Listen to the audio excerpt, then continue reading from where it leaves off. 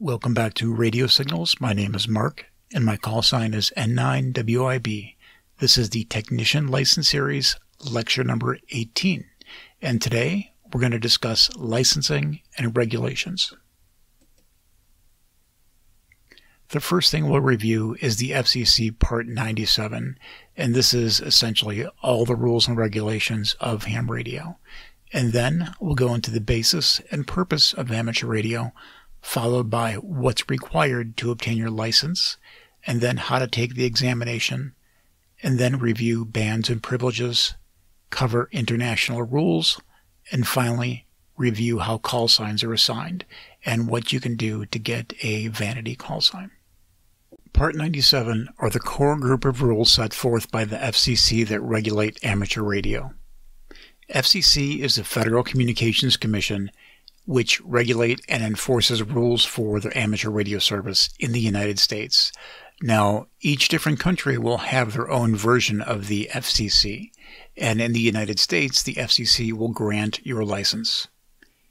Each radio service has its own section of regulation. So let's say the maritime service will have its own regulations for its service. The amateur service has its own set of regulations.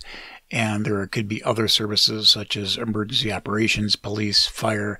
Each of those have their own specific rules for the service they provide. And amateur radio services is governed under Part 97. So this will be on your tech exam. Just remember Part 97 of the FCC rules. The individual rules exist under Part 97 and are identified using part.rule. For example, Part 97 is the general category or the entire rule set. The individual set of rules is a dot identifier. So dot 101, dot 102 will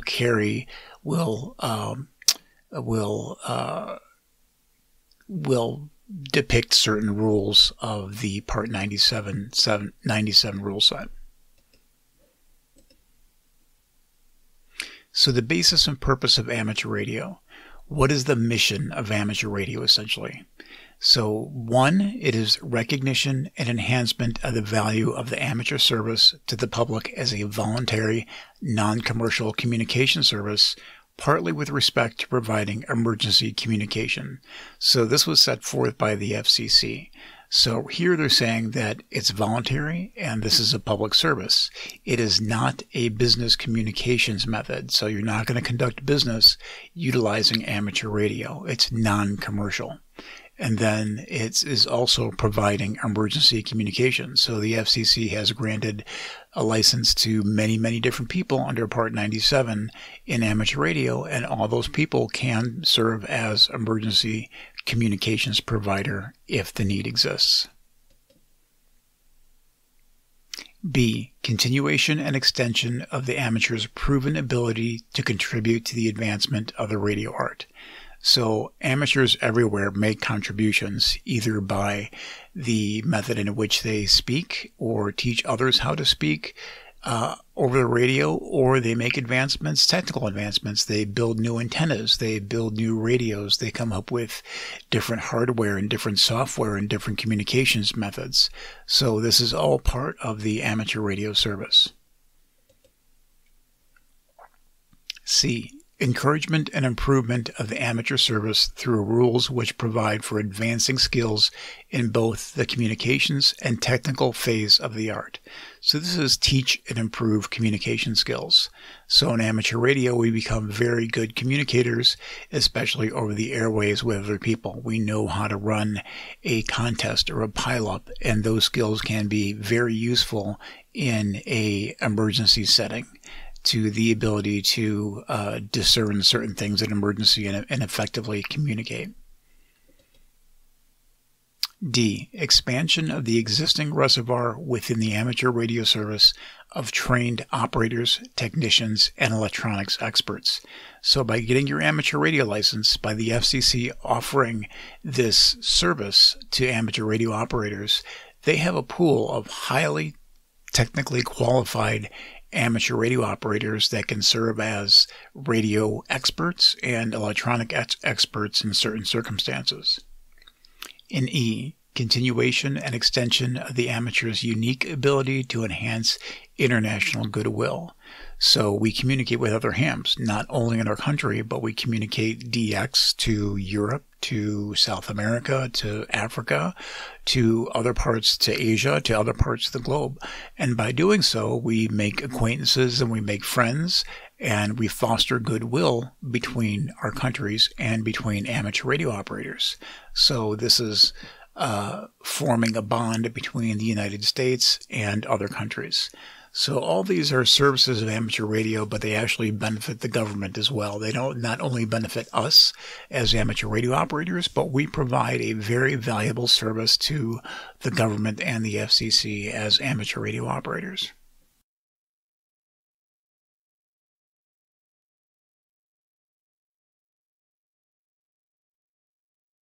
Each amateur radio license has two parts. The operator license, which allows you to operate your amateur radio equipment under FCC rules. So the license part is for you. And then you also have a station license, which allows you to have an amateur radio station. So the operator license and the station license are combined under one amateur radio license. And each person is allowed to have only one license. You can't be licensed under two simultaneous call signs and have two amateur radio licenses. You can only have one. Each licensee should be able to show their license when asked to do so. If for some reason your station is going to become inspected, or if you're communicating in your mobile or you have an HT and for some reason somebody comes up to you, a law enforcement officer or FCC representative, and they ask to see your license, then you can provide that for them to view and to prove that you're an amateur radio operator. There are different types and classes of licenses. Right now, there's the technician, general, and extra class, and each class requires testing and passing of more difficult exams. However, in the old days, there weren't just a technician, general, and extra class. There were much more different categories. So an old license structure also included novice, tech plus, and advanced. However, these are no longer being issued, but they could still be used. So somebody could hold a advanced license or a tech plus and still be an active radio amateur. They just never upgraded their license and they just renewed when it was time to renew. Clubs can also have a license, but they must have at least 4 people and a designated trustee who actually holds the license. And special event stations can also hold a call sign license.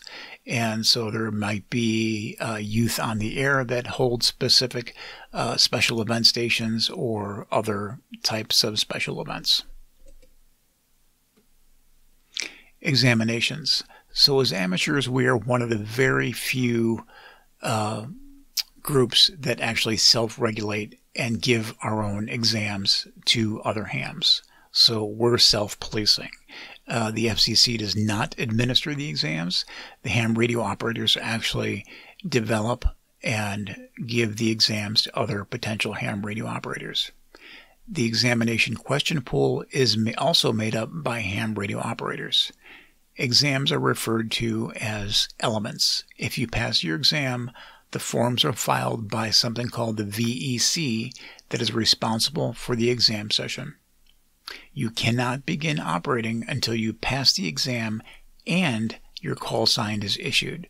Now, this is somewhat different if you go on to general or extra. You can do your current call sign with a /AG for general, or the same thing for extra. You just have to identify yourself as a new upgraded license in that fashion. You can still utilize your call sign. You still have a call sign, but you just have to identify that until it appears in the FCC database. And if you want to see the latest information and status on your potential call sign, if you pass the exam and everything is submitted correctly, you can actually go online and look up the FCC Universal Licensing System. database and look up your call sign by your name. VEs are known as volunteer examiners, or volunteer examiners are known as VEs. It's a ham radio operator who gives and runs the exam session and is known as a VE, or a volunteer examiner. A VE is accredited by a VEC, or Volunteer Examiner Coordinators, and this is these can be different entities, and they accredit the volunteer examiners. Each exam session requires 3 VEs to be present, not VECs, 3 VEs. And VEs have to have a license class higher than the exam they're administering. So if they're administering a tech exam, they at least have to have a general. And if they are administering a general exam, then each VE at least has to have a extra license. Now, this does not hold true for amateur extra, since that is the final license. So a group of amateur extra VEs can give the exam for amateur extra to a general class licensee. So how do you take the exam? So you can contact a local club and see if they offer exam sessions. And if they don't, they might actually have some very useful information and point you in the right direction. Some exams, especially after 2020, may be virtual. So look for potential virtual exam sites in your area, especially if you live in a rural community not very close by to a club or exam session. And another good thing to do would be to check the ARRL website for exam locations. So you can do a search on the ARRL website and look for exam sessions in your location. And then before you actually go to the exam session, it wouldn't hurt to contact the VEs or send them an email or phone them if they have a phone number listed, and see what to bring. Ask them what to bring. So typically it should be 2 forms of ID, pencil, calculator, and maybe some other material. Usually the calculator has to be very basic or a scientific calculator, but not contain any advanced features where you can hide equations or information and potentially cheat. So it needs to be kind of a basic calculator and a scientific calculator, but nothing too fancy. The tech exam is 35 questions gathered from a much larger question pool, and you need 26 correct to pass the technician exam. So you have to get 26 out of 35 or higher to pass the tech exam. The exam is actually going to be graded once you turn it in. So when you go to the exam session, take your exam, raise your hand, or let one of the VEs know that you're done, and they will actually ask you to wait, and they will grade it on site and let you know if you pass or didn't pass. If you did not pass, you can always ask the VEs if you can take the exam again that same session. So typically they may have another version of the exam. It's not going to be the same version, another version of the exam with exam questions gained from the same question pool given to you. And if you pass, that's great. And if you don't, then you need to go back and study some more and schedule something in the future. If you pass, you will be given a CSCE, or a Certificate of Successful Completion of Examination, a CSCC. Keep the CSCC until you receive your call sign. The CSCE is good for 365 days as proof that you actually passed your examination. So it's good for a year after you take it and you pass your exam. But just remember that you cannot operate until you receive your call sign.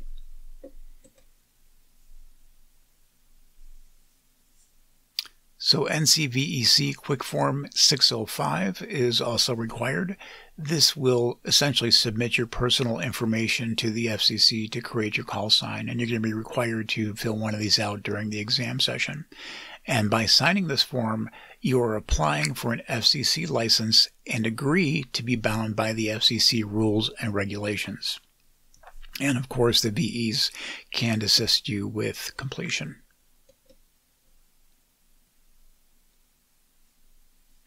So you may receive an email from the FCC regarding successful creation of a call sign and license completion. So that's one possibility. I did that. They did send me an email once I went from general to extra, but you may be better off just periodically checking the FCC database, the FCC Universal Licensing System online, and search for your name. Or if you already have a call sign, if you're a tech and you're going up to general or going up to extra, then you can search using your call sign and seeing if your license has been upgraded or not. This might be the most efficient way. And just remember, you must provide and maintain your current mailing address. If mail is sent to you by the FCC and is returned as undeliverable, your license may be suspended or revoked.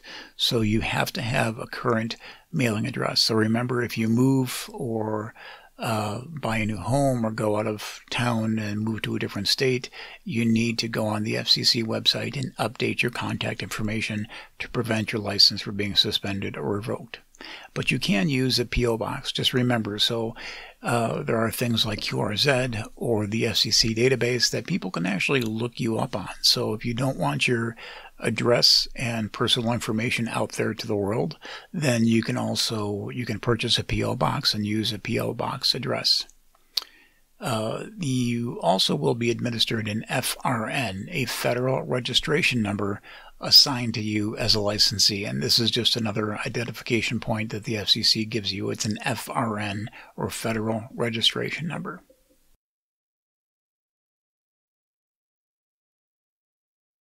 Station inspection. By accepting the FCC rules and regulations, you agree that your station may be inspected by the FCC. You are obligated to make your station available for inspection upon request by an FCC representative. And this is not going to occur every day. So this is a very rare circumstance. Typically, it only occurs if there is a reason your station is causing interference or thought to be causing interference or is being operated improperly. So maybe a neighbor could be complaining that you're interfering with their television set or something else, and they call the FCC. So they may come over or call and request to inspect your station to make sure that everything is operating correctly and there aren't any spurious admissions. License renewal and term. The amateur radio license you obtain and are granted is good for a 10-year time frame. You can renew as long as you wish without having to take another exam. So at the end of 10 years, you don't have to take another exam. As long as you renew within the appropriate time frame, you can keep that license and then have your license good for another 10 years. You just need to remember to renew. They're probably not going to send you a reminder. You have to do this on your own. And you need to remember that if your license expires, you cannot operate. So if it's expired, you cannot go on the air and be active. However, there is a 2-year grace period that does exist to renew your license without having to take another exam or take the exam over again. So if you expire at 10 years or 10 years and 2 months and you discover that your license is expired, you don't have to go back and take the exam all over again. You can reapply and then get another license renewal for a 10-year time frame, but you cannot operate while your license is in the process of being renewed if you have already lapsed. So what do you get for being a tech? So common tech privileges as of 2020, you can operate on 6 meters, and that's from 50 to 54 megahertz. You can operate on 2 meters. This is a very, very popular VHF frequency from 144 to 148 megahertz. This is where many repeaters are. This is where you can communicate via simplex and other methods. You can communicate on 1.25 meters, which is 222 to 225 megahertz. This was a little more popular when I used to be younger. However, I haven't seen it used that much as of 2020 or 2021. You can operate on higher frequencies such as 70 centimeters from 420 to 450 megahertz. This is another popular area for simplex or VHF communications on a local level. And you can even go higher at 33 centimeters and operate from 902 to 928 megahertz. And then, of course, we're getting into the microwave region, 23 centimeters, 1240 to 1300 megahertz, 13 centimeters. You can operate from 2300 to 2310 megahertz, and also operate from 2390 to 2450 megahertz. So you've got plenty of options. And you also have some limited HF privileges. It's not just all VHF and UHF. So if you're interested in CW as a tech, you can operate on 80 meters from 3.525 to 3.600 megahertz, and that's CW only. And on 40 meters, you can also operate from 7.025 to 7.125 megahertz, again, CW only. On 15 meters, you can operate from 21.025 to 21.200 Morse code megahertz. On 10 meters, you actually can operate RTTY, data, and CW from 28.0 to 28.3. And you also have some voice privileges on HF. So on 10 meters at the peak of a solar cycle, or when a solar cycle is in full swing, you can actually potentially get a little bit of DXN on single sideband or voice from 28.3 to 28.5 megahertz on 10 meters.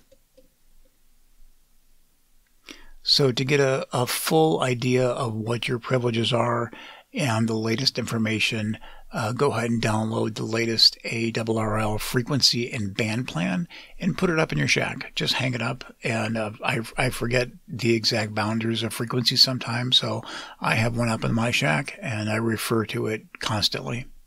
And then refer to the chart and also power limitations before you transmit. Emission privileges refer to the mode of operation. So phones, CW, and data are examples of different emissions. So you need to make sure that you have privileges for a certain emission within that frequency before you operate. So double check the charts. Power. There are also limitations on power. So PEP, or peak envelope power, refers to the average power of a radio signal at the peak of a modulating waveform. So you remember those sinusoidal patterns. So at the peak of that is the peak envelope power. The general limit for a amateur radio operator, being general or advanced class, at maximum is 1500 watts PEP. So me as an extra, if I wanted to operate on the HF bands, I can't go over 1500 watts PEP. There are specific PEP restrictions for some bands and also for some classes. For the technicians, PEP is limited to 200 watts on the HF band. So know your power limitations and know where you can and cannot transmit on the frequencies and also the emission type. So there's something also called primary and secondary allocations. So the amateur radio operators have many exclusive frequency privileges, meaning no one else may operate on that frequency. So you can't have police or fire or the maritime service operating on the amateur radio frequency. So that is a primary frequency for us to use. Some frequencies are shared with others who may have primary operating privileges, and hams may be secondary. So just as an example, again, I'm not sure if this is true or not, but there might be some frequencies where it's primarily a maritime frequency, but ham radio operators have a certain slice of that frequency that they can operate on. However, if there is a maritime operator on that frequency that is currently utilizing that channel, they are the primary operator and amateur radio is secondary. Or meaning that if you're carrying on a conversation and the maritime station needs to utilize that frequency, guess what? They win. That's their primary frequency, and you're only a secondary operator, so you need to move off and allow them to utilize that frequency.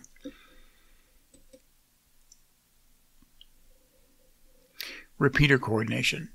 So repeater input and output frequencies are designated by amateur radio operators, not the FCC. So the FCC will designate the frequencies which we can operate, but within those frequencies, it's actually the ham radio operators that say, hey, let's put a repeater here. Let's put the repeater input on this frequency, and let's put the repeater output on this frequency. There are designated frequency coordinators responsible for allocating frequencies based on the proximity to other repeaters and potential interference, meaning that if you have two repeaters, and actually one repeater, and one of your friends wants to put up another repeater, maybe 10 miles away, that repeater is fairly close by to the existing one. So you don't want that repeater to share frequencies or have frequencies too close, otherwise they may cause interference with each other. So that new repeater needs to have a frequency input and output designated that is far enough away from the original repeater not to cause interference. So repeater owners should contact the region's frequency coordinator for available pairs of frequencies. So the frequency coordinators can suggest and allocate frequencies for the new repeater to use without causing harmful interference to existing repeaters. International rules.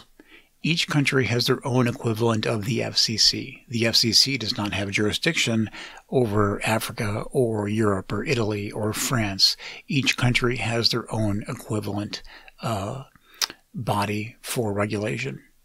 International communication coordination is performed by the ITU, better known as the International Telecommunication Union. The ITU is formed as an agency of the United Nations. The ITU maintains international radio laws that all UN countries agree to and abide by. So this is the big worldwide governing body. This is the International Telecommunications Union, the ITU. And this is a map depicting the 3 ITU regions. So remember that there are 3 ITU regions. We, being in North America and South America, are in ITU Region 2. Africa, Europe, and Russia are in ITU Region 1. Asia and Australia are in Region 3. Any ham can talk to any other ham anywhere in the world unless specifically prohibited by the government of either country. So let's say that I want to talk to, I'm trying to get a DX contact. Maybe the government of China would prohibit that, or North Korea or some other country may prohibit communication with the U.S. hams for whatever reason. And the conversation must be limited to the purpose of amateur service or personal nature, of course. So we can't communicate international business. We can't coordinate international business through amateur radio. It's not something that we can do. You can also operate internationally. So let's say you want to go on vacation to Europe or France or Italy or someplace else. So you can operate in that country if the foreign country permits amateur operation. You must also have permission to operate when within the country's borders or territorial waters, and you must follow their rules. So you're not following the FCC rules when you're transmitting from Austria. So you're following Austria's equivalent of the FCC rules. You have to abide by their terms and conditions and their rules and regulations. What if you're flying? What if you're on a boat? So you may operate from any vessel or craft that is documented or registered in the United States and have a valid FCC amateur radio license. And also you have to have permission from the captain or pilot in command to do so. But you can take your HT on a cruise ship, or you can take your HT on an aircraft, and if you want to operate, you need the permission of, you can operate, but you have to have the permission of the pilot in command or the commander of that vessel. Operating internationally. So getting permission from another country. There must be a reciprocal operating agreement must be in place, or you can have an international amateur radio permit. And also there is something called the European Conference of Postal and Telecommunications Administration, or CEPT, license agreement. So if you have one of those and you have permission from the country to operate, you should be good to go. Each country may have specific requirements, so you really need to look this stuff up before you travel and operate in that specific country. A great resource is the ARRL's website. Check them. They have details and listing of most of the foreign countries, if not all the foreign countries, and their operating requirements. And above all, remember to be a good ambassador for amateur radio and foster goodwill while operating abroad and also communicating with other countries through DX operation. Call signs. Each amateur radio operator is assigned a unique call sign. Call signs have a prefix and a suffix. Each country has a different group of prefixes. U.S. call signs have a prefix that consists of 1 or 2 letters and 1 numeral, and a suffix that has anywhere from 1 to 3 letters. The prefixes at this point can be a K, an N, a W, or AA through AL. International call signs, let's take some for example. Let's say a Canadian. So if the Canadian operators, they typically will have a prefix of VA through VG. And if you work a station in Japan, their prefix will be a J. And if you work a station in France, their prefix to their call sign will be an F. And the United States is also broken up into different call sign districts, and this is where you were originally licensed. So let's say you were licensed in Iowa. You would have a 0 as a numeral, so it could be N0IOW would be your call sign. And if you're in California, you could have a W6IRQ or something, so 6 would be your designated numeral. Out in the Pacific Northwest, it's 7. In the southern states, in and around Texas, it's 5.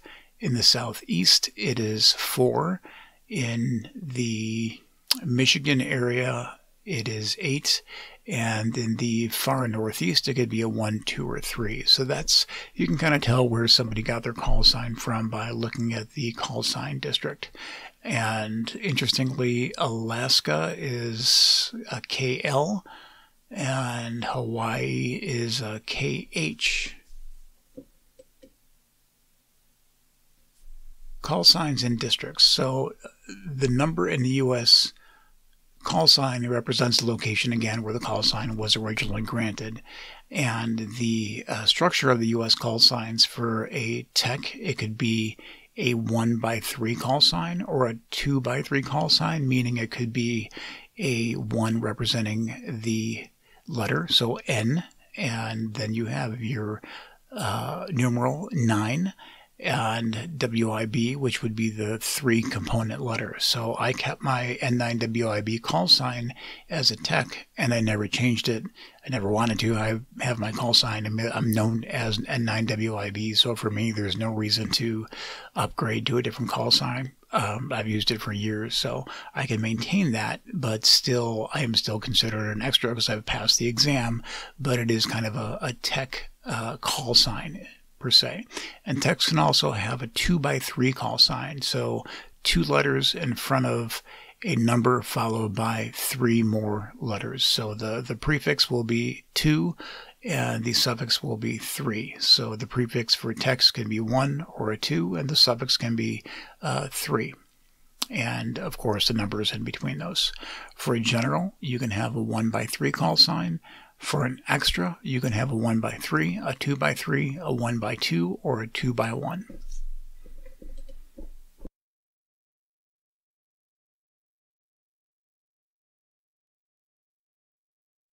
Okay, that's going to wrap up another episode of Radio Signals. We hope you enjoyed the presentation. So today we learned all about the amateur rules and regulations through our governing body, the FCC. We also learned about the amateur technician exam and how to take it, and the process of getting your license, also international operation, and finally learned about how call signs are assigned and what they mean and what they look like in other parts of the world. So thanks again. If you'd like to support us, please go to radiosignals.org and hit the support button, and we'll see you next time. Have fun in 73.